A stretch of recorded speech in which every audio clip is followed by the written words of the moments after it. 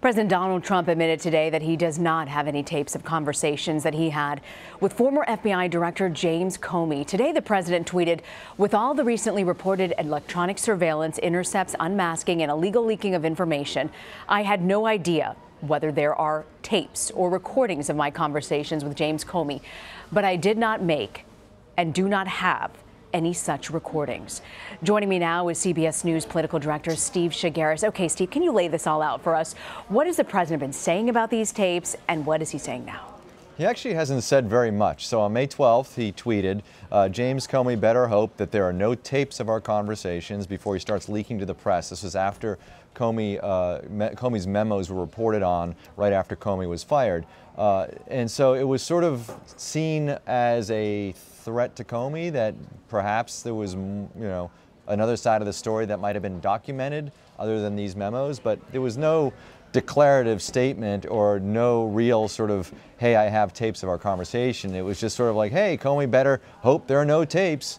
And that lingered for weeks and weeks. And there are a lot of people chewed on that one tweet for a while, whether it was members of Congress or the press, wondering, is the White House, is there a taping system in the White House? Is Donald Trump recording conversations with people as he has meetings with them? And so he was asked about it on June 9th and asked if he was hinting that there was a taping system. He said, "I'm not hinting anything, and I'll tell you about it over a short period of time," and later said, "You're going to be very disappointed when you hear the answer. Don't worry." That's what he told reporters on June 9th, so that was a couple of weeks ago. And now he comes out with these tweets and says, there was never any taping system.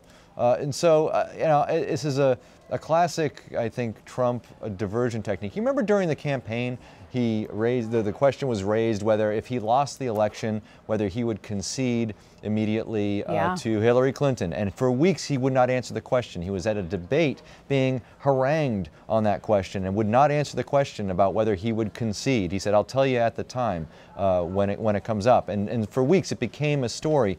And it became a distraction from some of the other controversies that were surrounding Trump at that time. And so perhaps, and I'm not trying to say I'm reading Trump's mind here, because I can tell you I am not reading his mind. And I don't know what's going on in there. But perhaps this is a way to distract from some of the controversies. Maybe we're talking less about Russia if we're talking about potential tapes, or we're talking less about his tax returns if we're talking about whether he's going to concede the election. This is the mindset. Let these things linger. Don't answer the question, and then put an end to it at some point. And that's, I think, what happened here.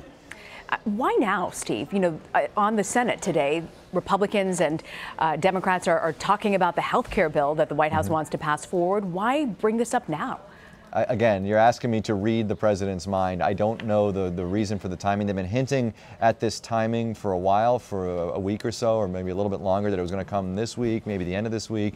And then we got a word yesterday from one of his spokeswomen that it was definitely going to be in the next 2 days. And here we are, via tweet, a definitive answer to at least what seems to be a definitive answer to the question of whether he was recording conversations in the White House. He said there are no tapes. So do you think this is the end of the tapes? I think it is the end of the tapes, unless there are tapes and he's not telling us the truth. That's one possibility, I guess, here. But if you take him at his word, I don't know what else there is to say about this other than, from a strategic standpoint, why this dragged on for 6 weeks. We'll always be mulling those questions, and unless he answers that question down the road, I think we're here just to sort of put an end to it, perhaps. I want to ask you, Steve, about the White House press briefings today. We usually bring them live to you around this hour. We're allowed, there's audio of it. It's being conducted right now. We're not allowed to actually air it live. We're not allowed to show any pictures of it. What's going on here? So there's been one on-camera briefing in the last couple of weeks. That was earlier this week, and the other briefings have been off-camera, either completely closed to audio, video, or in this case closed to video and live audio. We'll be able to play the audio back later if there's something that we want to play out. So there's a couple of things going on here. First of all, this is, for us as reporters, of course we want more transparency from our elected officials, and we want to have these kinds of things out with the ability for the public to see these things live, and we're being denied that from this White House.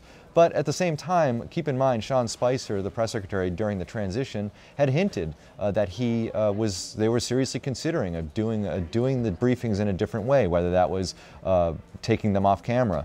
There's a big criticism from people who look at the on-camera briefings and suggest that reporters might be playing to the cameras, and the White House seems to take that criticism seriously, and this is a way they think they can tamp down the sort of showmanship of the media, and it was something I don't agree with, by the way, but something that the White House has thrown out there, and this is a way to sort of get at more stuff. But I think there's also something else going on here, frankly, Rena, which is these briefings have not been very good for this White House. I mean, Sean Spicer has not been an effective communicator for this president, and they more often than not tend to step on their message, tend to be asked questions that he's unable to answer or refuses to answer, and that becomes the story. And so when the story becomes these televised briefings, one way to make it not be the story again is to stop doing them. And so I think that might be part of this as well. From a strategic standpoint, if I was advising the White House as a political strategist, I'd say this is probably a good thing on their part. As a journalist, I think it's terrible for transparency. I think it's terrible for the country. But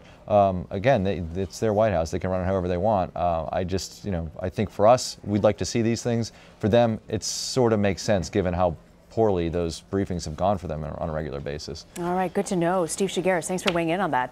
Thanks.